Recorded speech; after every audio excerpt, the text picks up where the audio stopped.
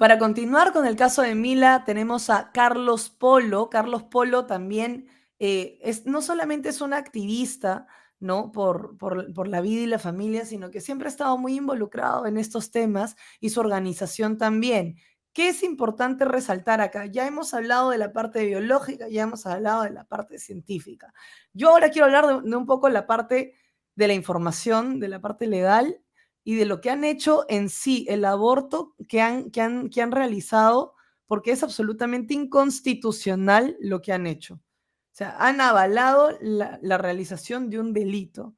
Y eso es lo que se tiene que comentar en este momento, porque si bien es cierto, el caso obviamente es muy delicado por tratarse de una violación, lo han utilizado para poder tener una victoria política, hay que decirlo con todas sus letras. Han logrado una victoria política porque los lobbies son muy, muy fuertes y ahora están cada vez con más presencia al interior del país. Carlos Polo, buenas noches, bienvenido a La Verdad Nos Hará Libres. Hola, Vania, buenas noches y muchas gracias por esta oportunidad. Pues debe ser triste para ellos incluso que su victoria sea matar a un niño que tiene todas las posibilidades de vivir, si es que los médicos de la maternidad, del Instituto Materno Perinatal, hubieran usado la ciencia para salvarlo. Porque aquí el fondo del asunto es que se trata de dos niños que son víctimas. Mila, una niña de 12 años violada, para lo cual mucha gente ha mostrado hipócritamente solidaridad, atención, preocupación, porque al mismo tiempo estaba ignorando la existencia del otro niño que estaba dentro del vientre de Mila, para el cual no ha habido ni solidaridad, ni atención médica, ni derecho a la vida, que está reconocido por la Constitución. En el artículo 2, inciso 1, el concebido tiene derecho para todo lo que le favorece, es sujeto de derecho para todo lo que le favorece, y lo primero es la vida, y los médicos están para salvarlo, y no han querido hacerlo. Más bien, lo han sometido a un procedimiento cruel. Esto es sacarlo del vientre y muy probablemente cortarlo a pedazos, porque eso es el procedimiento. Uh-huh. El niño, a todo esto, el bebé de Mila, tú has puesto un tweet que voy a proyectar ahorita que justamente muestra cómo se ve un bebé de 17 semanas, ¿no? Y los que tenemos hijos lo sabemos, a las 17 semanas ya está completito, ya lo pueden ver completito. Y tú pones, la Así es. Junta Médica del MINSA autorizó abortar a un niño por nacer de 17 semanas de embarazo, 17, casi 18 semanas. A esa edad mide entre 11 a 13 centímetros, pesa más o menos unos 100 gramos, a ratos duerme y a ratos está despierto. Normalmente a esa edad ya tienen hipo, mi hijo tenía hipo a esa edad, ¿no? Cada vez tiene movimientos más fuertes y luce así. El procedimiento es cortarlo a pedazos porque ya es muy grande. Ya es muy grande como para que simplemente lo succionen fuera. Entonces, lo tienen que descuartizar para poder succionarlo fuera del vientre de la madre, lo cual, y no lo dicen, tiene consecuencias. Por Tiene supuesto. consecuencias fatales para la madre. Por supuesto, un procedimiento de aborto provocado como este, así lo haga en el Instituto Materno Perinatal o en la mejor clínica del Perú o de cualquier lado del mundo, es un procedimiento riesgoso y puede traer consecuencias fatales. De tanto en tanto, vemos en las noticias que mujeres mueren en Estados Unidos, en Europa, por este tipo de procedimientos Sí, que claro. tratan de esconderlos, obviamente, porque la industria del aborto es poderosa. En este caso, eh, hay dos precisiones que me hacían un par de amigos médicos después de poner el tweet, que lo puse hace unos 10 minutos. Me decía, oye, Carlos, 17 semanas tenía este bebé por nacer cuando Mila recién fue por primera vez al hospital de Loreto. Probablemente eh, ahora tendría mucho más, o cuando se autorizó el procedimiento el sábado, tendría mucho más de 18 semanas. Sí, Y lo claro. otro que me decía otro médico es que a veces el parto se induce y el bebé sale entero y nace vivo y lo dejan morir. O sea, el procedimiento es monstruoso. Aquí, por eso te digo, hipócritamente estas ONGs se conmueven ante el drama de Mila. Claro, todos, tú, yo, todo el mundo. ¿Quién no se va a conmover ante la Nadie quiere violación de una niña de 11 años nadie quiere que ha sido que abusada una niña sea madre. sistemáticamente, al parecer?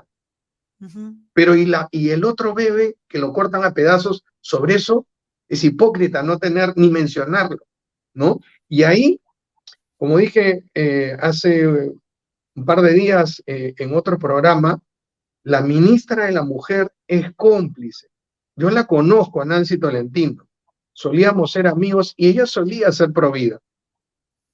Con el tiempo, con el cargo, con el poder, con su trayectoria, deben haber pasado cosas no muy buenas en su vida, porque muchas veces hemos compartido y ella en ese tiempo éramos prohibidas, hacemos cosas prohibidas y ella no se hubiera prestado para esto, porque lo sabe muy bien, esa conciencia, ella sabe cómo es un niño por nacer.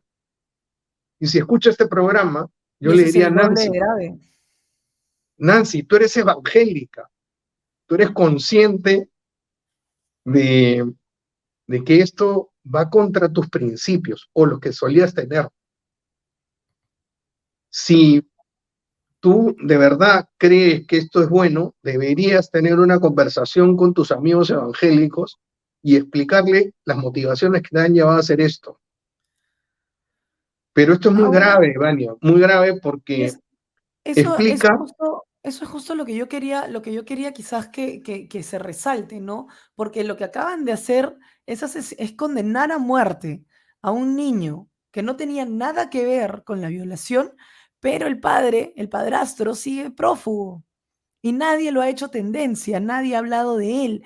Y ahora, ¿cómo lo encuentran? Ni siquiera es público el nombre del padrastro, porque no quieren que sea víctima de ajusticiamiento. Carlos, tú que eres un activista y que además ves este tema de estadísticas, quiero que nos digas, las mismas ONG, ¿cuál es el, digamos, en proporción, porque no te voy a pedir porcentajes, pero en proporción, ¿cuántas ONGs que están a favor del aborto y en contra de la maternidad de las niñas defienden los derechos humanos de los violadores? ninguna, 0%. O sea, digo, defienden los derechos del ciudadano de los violadores. Perdón, entendí que El los 100. condenan. Los condenan ninguna. El 100% al no condenarlos, los apoya. El hecho de esta niña, según lo que ha trascendido en los medios de comunicación, ha sido violada sistemáticamente Desde los 7 por años, varios sí, años y sí. al parecer no solo por una persona, sino por dos. Sí, por su Y, padrastro y por su tío. y entonces le van a hacer el aborto. ¿Qué va a pasar después del aborto? Va a regresar al hogar donde la agredieron y la van a seguir violando. Y entonces el aborto ya no se convierte en una protección de esta niña, porque la ministra de la Mujer dijo, vamos a restituirle sus derechos a esta niña. No habló de lo que está obligada porque es una funcionaria pública a la cual le pagamos el sueldo con nuestros impuestos, está Así es. obligada a hacer todo esto en el marco de la Constitución. Ella está obligada a defender a los niños por nacer. El 25 de marzo, por ley, se celebra el Día del Niño por Nacer. Así es. Aquí es gravísimo. Ella tiene una falta a sus funciones importantes. Ignorar a un niño por nacer. Acá en el fondo me preguntabas al principio cuál es el trasfondo jurídico del asunto. Ujú. Aquí un comité, el Comité de Derechos del Niño, que monitorea en la Convención del Niño, eh, un comité de la ONU, en la ONU no se eligen los funcionarios de este comité de manera democrática, sino por procedimientos ocultos y en función a los países de primer mundo que mantienen el presupuesto de la ONU. Y esos países que tienen el aborto legal, a los países que no lo tenemos, nos obligan con recomendaciones y con dictámenes a legalizar el aborto, aun Ujú. cuando en nuestra constitución eso debería estar prohibido. Entonces, Vania, finalmente lo que está pasando con el sistema de la ONU es que está convirtiendo a nuestros países en virreinatos, Así nos es. está Es cortando una, la soberanía. Es una neocolonización. Es Así una es. neocolonización tal cual. O sea, están pisoteando nuestra constitución, nuestra soberanía para imponer un delito aquí. El aborto es delito en el Perú, es delito, está condenado, está estipulado en el Código Penal como un delito. Y el aborto terapéutico no es una salvaguarda, es simplemente la opción de que si en el acto de salvar las dos vidas el médico termina perdiendo una de las vidas, la más vulnerable, no se va preso, nada más.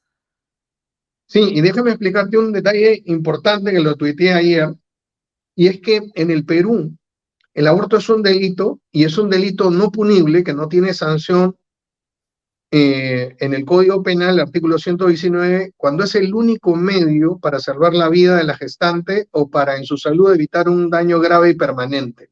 Así es. Eh, es un delito no punible, sin sanción. El aborto no es legal en esos casos. No es que uno, como dicen las ONG feministas, es un derecho, el aborto terapéutico no es un derecho, No. es una circunstancia médica eh, que en casos muy excepcionales, cuando es el único medio, pero si hay otro medio, y en el caso de las niñas, como Mila, sí los hay, si la internan, si la cuidan, ese niño que tiene por nacer no debe morir.